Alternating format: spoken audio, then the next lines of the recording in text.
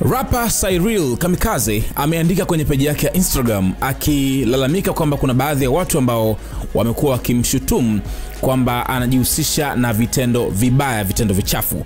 Sasa ameandika ujumbe kwenye peji yake ya Instagram kupitia Insta story. Amesema kwamba imekuwa kama trend Tanzania, ili uchafuke wanakuita shoga. Tumeona hili hadi kwa viongozi wakubwa wa nchi, lakini unajua ni kwa nini? Kwa sababu sisi wa Afrika tuko sensitive na hili jambo kwenye jamii zetu. So akisema mtu tapeli au mwizi hatushtuki. Ili uwe shoga probably ni tamaa hasa ya fedha, au umeamua au biological issues to which siwezi jua, ila all of those sina na ni laana mbele ya Mungu. Sijawahi kuwa na shida ya pesa tangu nazaliwa. Ushoga hauna mwisho mwema mbinguni na duniani. Nimekuwa imara wakati wote, hata wakati mainstream ilipokuwa moja ya kumfanya mwanamuziki. I didn't sell my soul and I will never. Hizi pages zinachafua watu makusudi, alafu mwishoni wanasema wanaweka matangazo wapate hizo laki sababu ya insights ambayo watu wameview.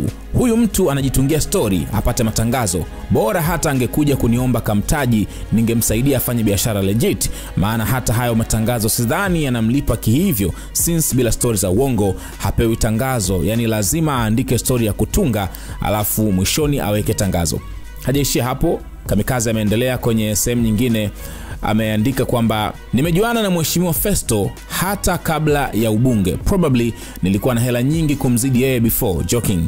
Huyu ni mshikaji wangu, mwanangu mno, kaka yangu wa damu. Msichukulia mambo ya mitandao serious. Watu tuna historia, hatujaibuka tu.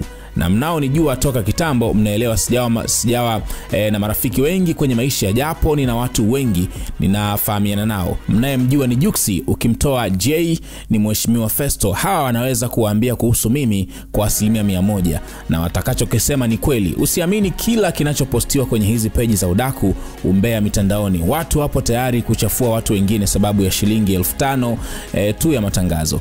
Hii ni character assassination kwa makusudi kabisa, maana wengine tuliamua tusiishi maisha ya mitandao ila bado tunasakwa. Kwa nini tuko private? So hizo ni jumbe ambazo ameziandika Rapper Kamikaze kwenye peji yake ya Instagram, akisema kuna watu wamekuwa wakimchafua, kumsingizia kwamba anajihusisha na mapenzi ya jinsia moja, kitu ambacho anasema ni laana duniani mpaka mbinguni na hakina mwisho mwema. Ni watu tu ambao wamejisikia kumchafua na kutengeneza matangazo ama kupata pesa kupitia kuandika habari za uongo. Niambie una mtazamo gani hapo chini kwenye sehemu ya comments, lakini pia nikukumbusha kusubscribe hapa SnS kwa taarifa nyingine kila wakati.